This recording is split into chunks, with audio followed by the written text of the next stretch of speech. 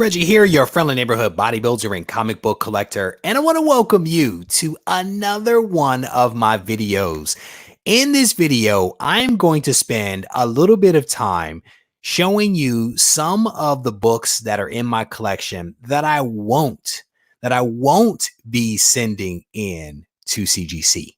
And honestly, it'll be a mixture of things. It'll be a mixture of books that I am sending and a mixture of books that I won't. But I want to show you the books, and then I want to talk about why some books will be going to CGC while others won't. And the thought was that by showing you this, it might actually help you to kind of make some decisions on your own about what you want to do for your collection. And this was actually something that was suggested to me by a subscriber. I think after watching some of the videos that I released recently, where I actually showed books that I was sending to CGC, where they were like, well, hey, well, what about the ones that you aren't sending in the CGC? What's the thought behind that? And so that's part of the reason why I wanted to create this video. So the way that I think that I'm going to do it is I'm going to show you all the books. And I want to talk maybe a little bit about the books. And then I'm actually going to share my screen with you. And then I'm going to talk through my rationale for why a book will and will not go. So I think that that's how we're going to set it up. And what I'll tell you is that if this video proves to be a popular video that actually helps people, that is viewed and is also viewed to be helpful, then I will do it again. If not, you'll never see this topic again. All right. So I have a small stack. I have a small stack of books off to my side that I'm going to actually walk through. So the very first book is this one right here. I actually have two copies of this, and this is I think it's an exclusive variant from the guys over at IG Comic Store. This is actually Powers of 10. This is the Virgin variant issue number 1. This is book number 332 out of 400. So only 400 copies of this particular Virgin has been made. I have the trade dress version, and then I also have 2 copies of this Virgin. So these books, I believe, are both going to be really, really high grade books. I actually still need to take them out of the plastic and look at them and also probably press them just in case. But what I will tell you is that more than likely, just about everything that I'm going to show you is a 9/8. So let's just draw that line in the sand. It's all 9/8s. Will they be pressed? Probably, but they would not be even considered to be sent if they weren't 9/8s. And I think that makes this discussion maybe a little easier to kind of navigate through if I just draw that line in the sand.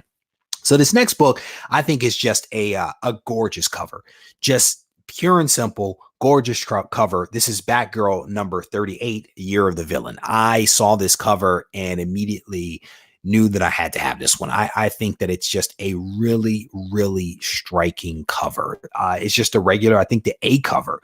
Well, it is a variant, so it's probably B cover, but it's just a really, really cool book. So we'll set that one off to the side. The next book is, I actually have sent one of these in already, and it actually came back I think at a 9.6. So we're going to take another shot on goal with copies of this particular book. This is Silver Surfer Black number 1. Just a really striking cover for this one. I really dig the reflection in the surfboard, so I definitely dig that. So I'm going to set that off to the side. And the next book, I actually have 2 copies of this one. This also is an exclusive variant from Go Collect, one of 400 copies with this one. This is House of X number 1.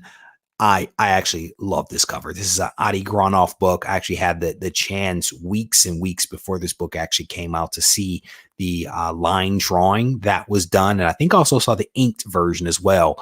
And then I saw it, of course, when it was all said and done, and just really striking cover that I love. In this series, you guys know I'm a huge fan of this series. So again, I have 2 copies of that one. So we're going to set that one off to the side.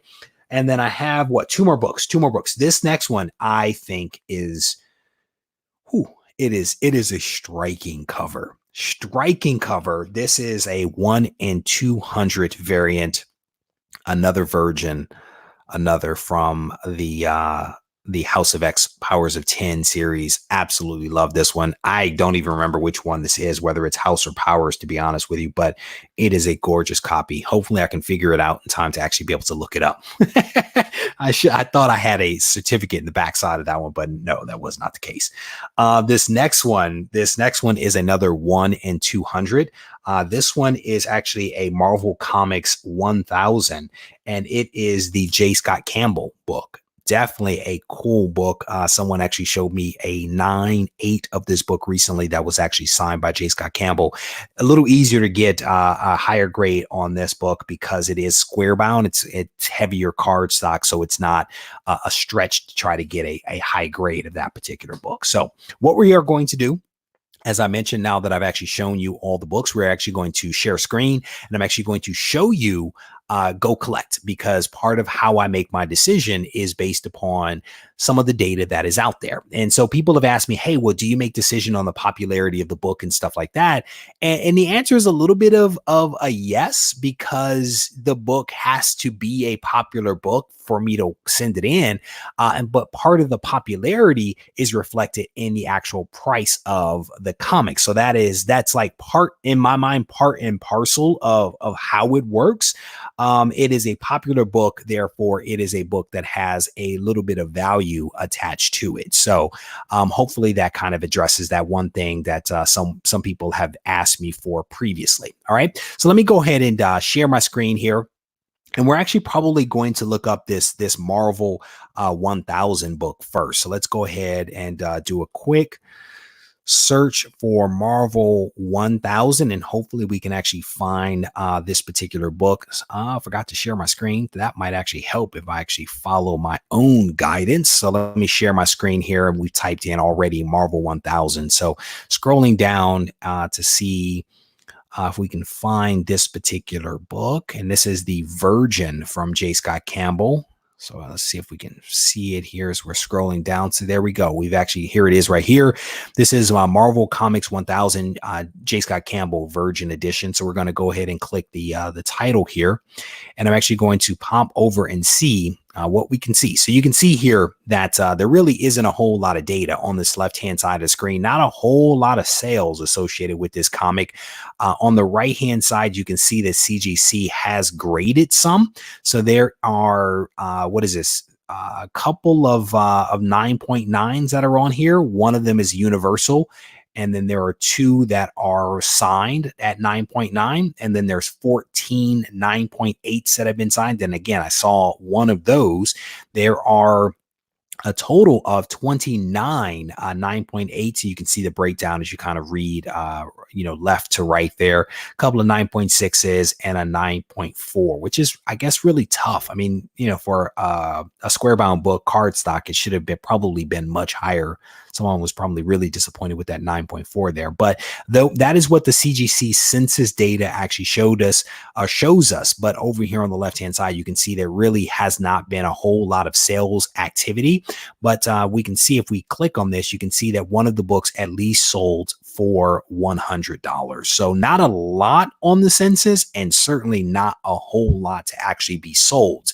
But one of the things that I kind of factor in is the price, right?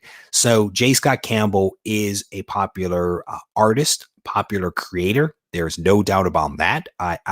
He's faced a little bit of controversy as of late, but he is still a fantastic creator. It is a fantastic cover and comic that will probably stay in my collection for a while. So when I look here and I don't see a whole lot on the CGC census, that doesn't really bother me all that much. My guess is that there is a lot of books out there that people just have not sent in, right? On the left-hand side, the sales data is a little lacking, which tells me that people just are not sending the book in, nor are they selling the book. If they're sending it in, they're probably keeping it, and not a whole lot of sales. And I'm actually okay with that. But that $100 price for me is a little comforting, right? Because if I'm going to send the book in, I want to make sure that the cost of the grading, right, is not higher than the FMV for the comic. And in this particular case, again, you can see that this book was actually sold on 10/9 for basically $100 right on eBay. And so If there were more sales data here, that would give me a whole lot more comfort, especially if I was going to sell the book, but that's not the case. That's not the plan. So this is a book that I'm going to hold. My cost to get it cleaned and pressed is basically zero because I'm going to do that myself. The cost to get it graded is relatively low, especially in comparison to the value of the book. So this is a book that I would potentially actually send in to get graded. I need to think about it a little bit more, and I need to actually again inspect the book. I believe it's going to be a 9.8.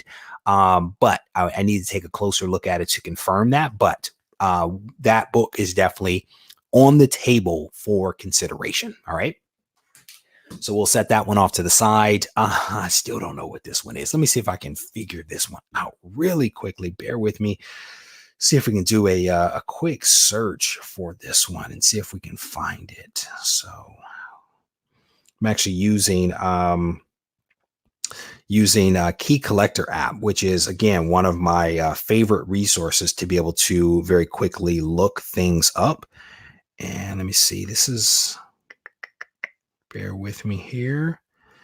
I want to say that this is a Powers. I want to say that it's a Powers. And I would take it out, only I try not to handle the books if I can help it. So this might actually be a Powers. So I'm going to back up and see if we can go for Powers of 10 and see if we can actually find it that way. And hopefully we can pull it up with this one. Yes, it is Powers. So it is Powers of 10, number 1. So we're actually going to pull this one up. I'm going to share my screen again with you to see if we can find this Powers of 10, number 1 on the Go Collect website. So we're going to type in Powers of 10 and see if we can find it. Let me see if it's popping up right away. Scrolling through the website here. So there's not too many references, which is fine. So here we go. Here it is right here. So Powers of 10, number 1. You can see here the FMV is pending. There's actually only one sale. So not a whole lot of data for this particular comic either.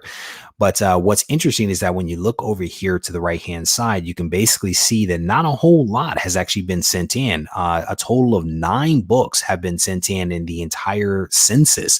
And again, this is a 1 in 200 variant, but there were 8 9.8s that have actually been sent in and 1 9.2 that has been sent in. So not a whole lot, less than the one that we just looked at from J. Scott Campbell, which was that a exclusive? No. Yeah, that was a 1 in 200 as well. 1 in 200 as well, but just there were more of those on the census than this one right here. So let's see what the sales data shows us.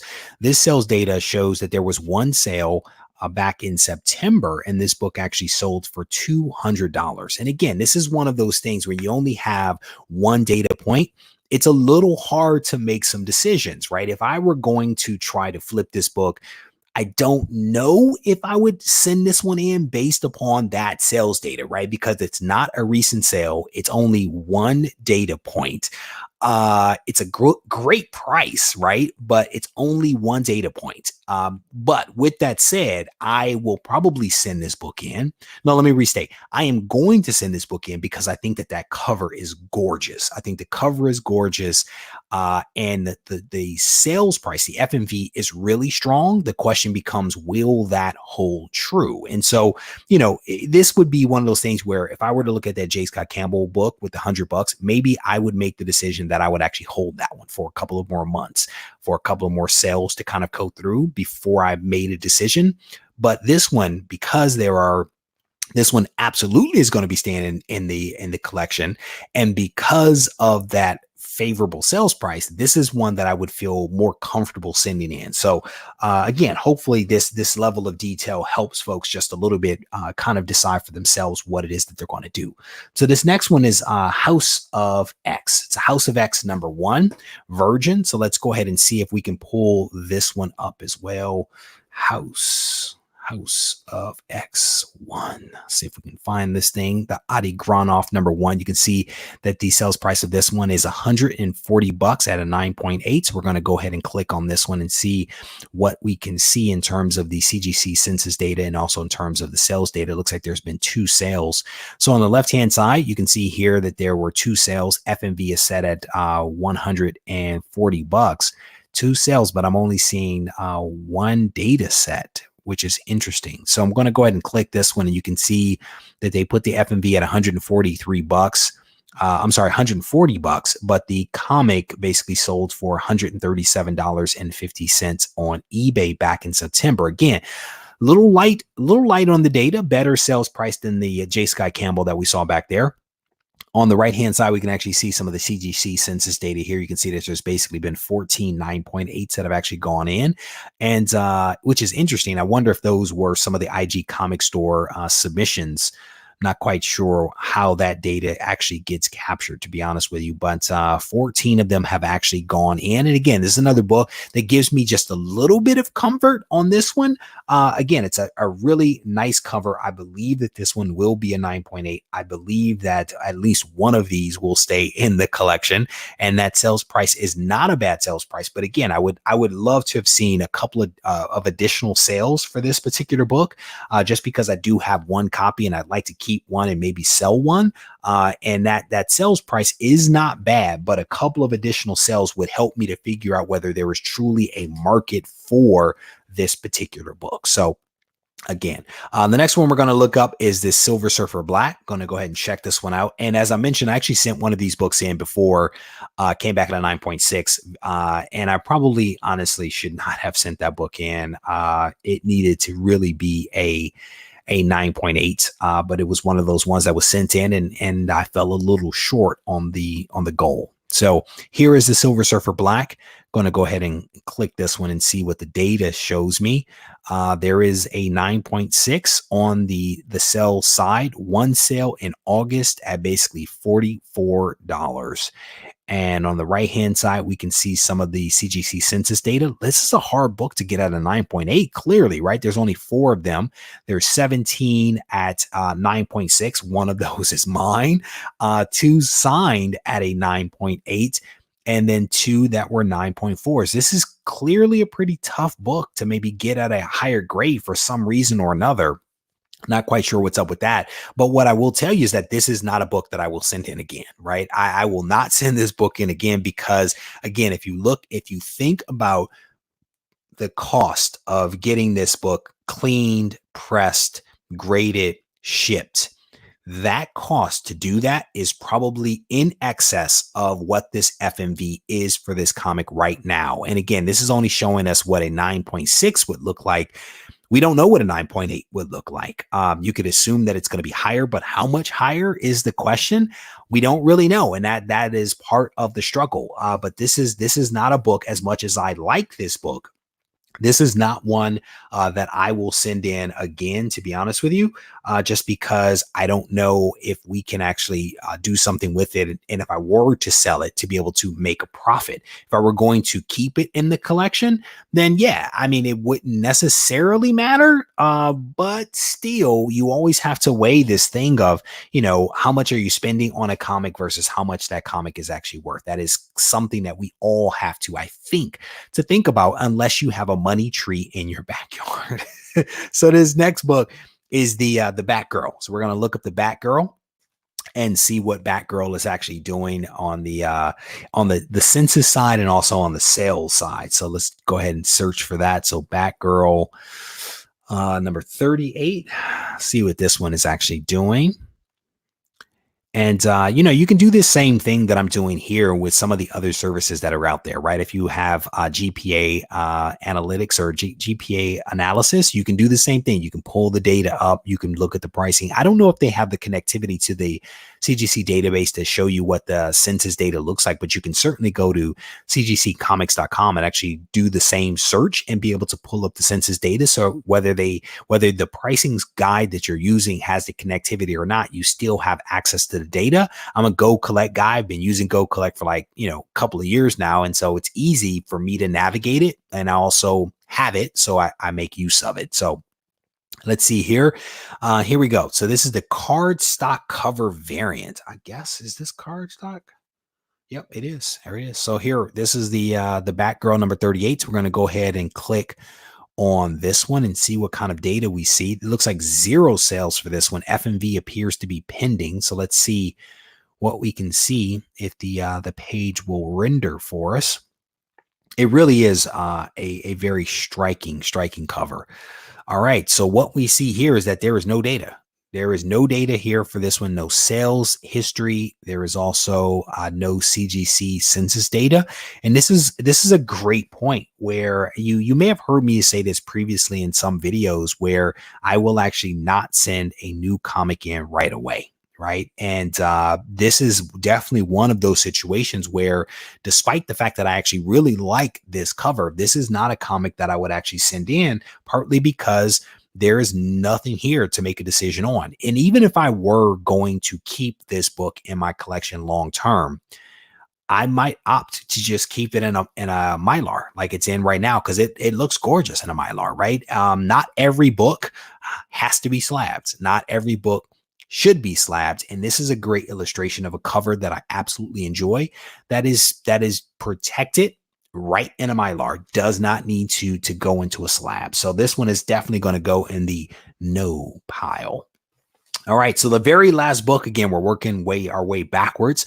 The very last book that I'm actually going to look up is this one right here. This is The Powers of 10, number 1. Really cool cover. So we're actually going to pop this one open and see what's happening with this one. So Powers of X, number 1. And let's see what we can see with this one. Hopefully there's actually some sales data for this one. So scrolling down, seeing if we can find it. And there we go. This is the Powers of X. There we go. So we're going to go ahead and click on that. You can see one sale, and it does have an FMV of $100. So on the left-hand side, you can see that in October, there was one sale at $99.95. This comic was sold on 10/18. And then on the right-hand side, you can basically see that there were 15 Universal comics that have actually been graded at a 9.8, and that is it. So not a whole lot of submissions over to CGC, and certainly not a whole lot of sales through that Go Collect was able to capture. Definitely a cool book. And again, there's a lot to think about with these books that are right at that $100 mark, right? For me, because I'm able to clean and press my own books, it allows me to be able to send books in and still be able to make a profit if that's what I'm aiming for, but also still be able to feel comfortable that I made a good decision to send it in. And not to say that I'm absolutely going to send these in. There's some more stuff that has to be done. I need to pull each one of the books out of the plastic. I need to examine it. I need to see whether it can actually hit a 9.8, right? Because we've only really been seeing in some cases, because these are all relatively new books, either no sales data or primarily 9.8 data. And so this is, again, one of those things about some of the new books that sometimes it pays to hold those books back just a little bit longer and not be slab happy like I have been in the past, in that I get the book and then I immediately send it in. Sometimes you have to wait to see what the market is actually going to do. And so to be determined with some of these, because I do need to examine them to see whether they're going to qualify. And one other thing I'll tell you is that this is one of those situations where a pre-screen comes in really handy, right? I don't have enough books here right now to be able to do a pre-screen, because I think that the minimum number is 15, so I would have to add some additional books to it. But a pre-screen for these books is a really good move. Even if I examine them thoroughly, clean them, press them myself, send them in, shooting for a 9.8 pre-screen is never a bad thing, right? Because maybe there's something that I miss. Maybe there's something that I don't see that actually gets by me. I would hate for one of these books to actually get graded at a 9.0, right? Because you saw the prices. So I would hate for any of these books to come back lower than a 9.8 based upon everything that we've seen in the data set right now. And that's where a pre-screen can be extremely, extremely helpful, especially for modern comics.